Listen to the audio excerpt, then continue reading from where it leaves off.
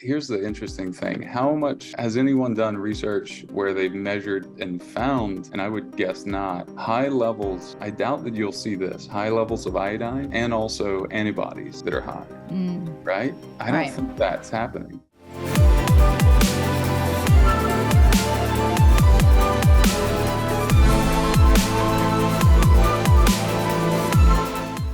We've talked about your the magnesium product. You talked about this combination product, and I love your blends. I would actually love you to talk a little bit more about some of the other blends and like when should clinicians be thinking about these with their clients?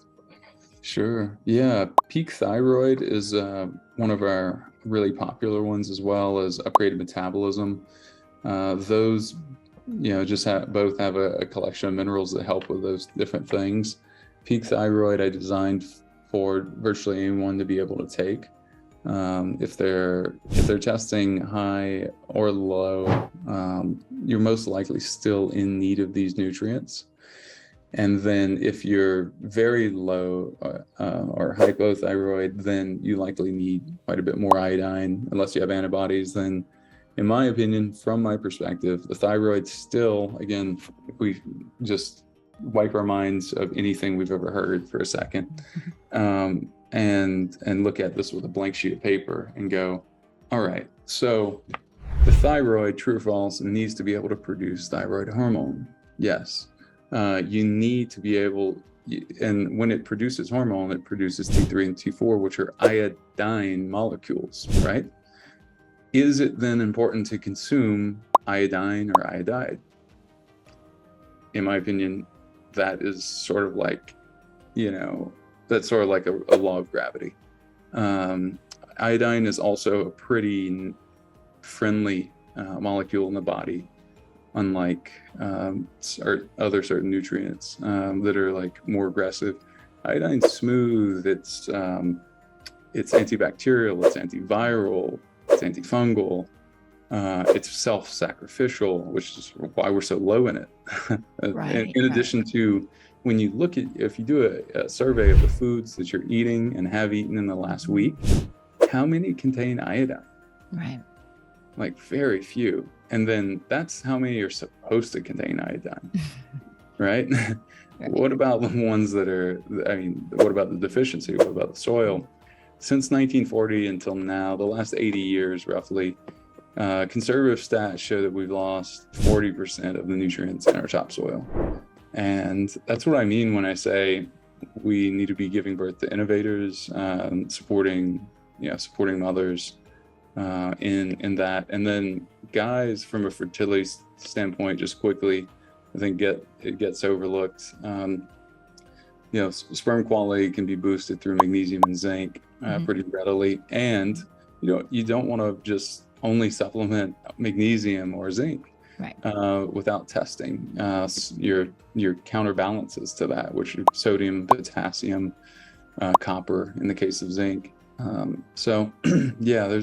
why I know a lot of people have the phrase, and I'm okay with other people using the phrase, but we actually own the phrase "test, don't guess," and I think that we should all use that as a concept for practitioners, because 100%. if we really want to help people, we need to give them a map of what to do and where they are currently and where they're going.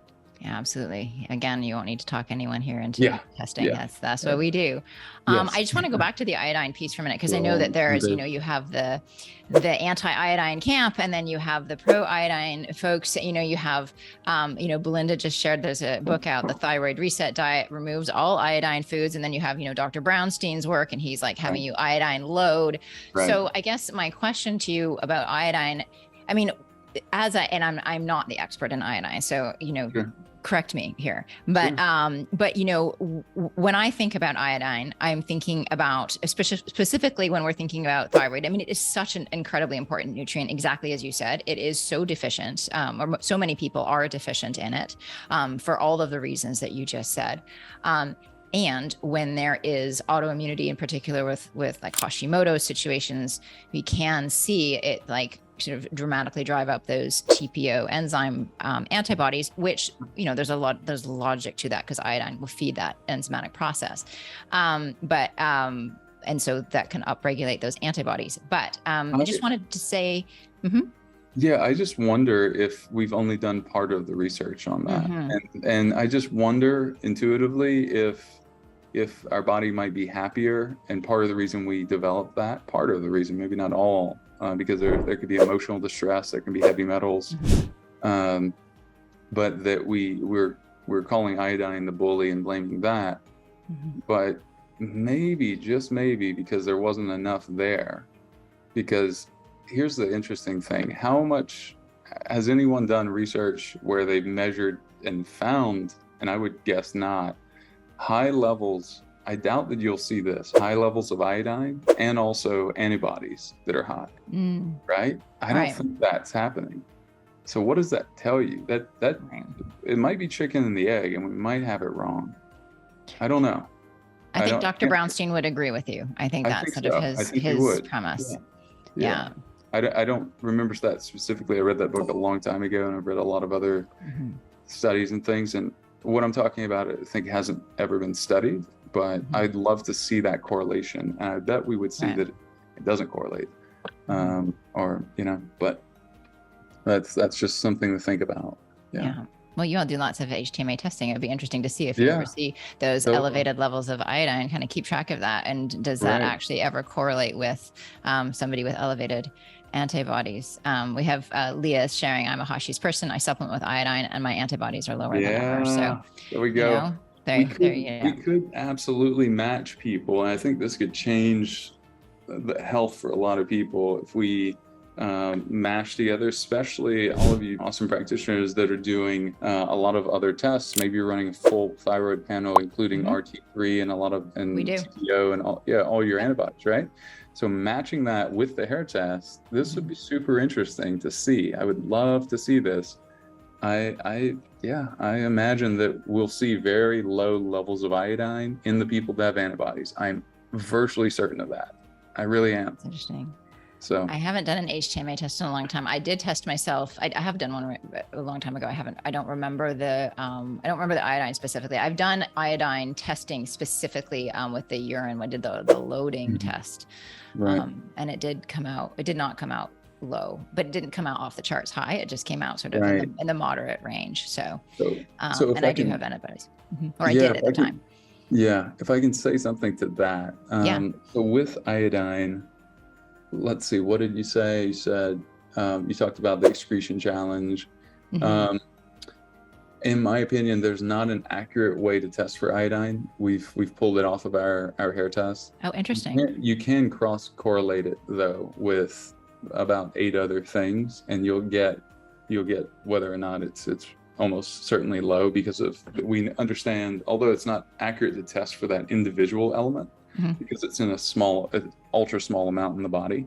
Again, we're so deficient in it, and it's the way it just doesn't lend itself to testing accurately in any form, and that I'm aware of: blood, urine, hair. But what you can do is understanding this sort of matrix, which we have in our hair testing course.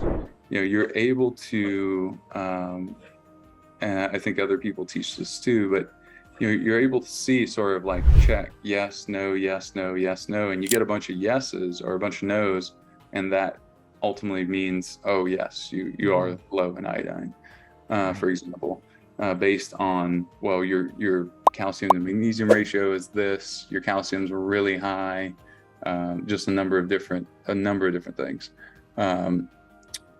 So that's another thing to think about. So you can do that. And also iodine helps break down calcium shells too in the body.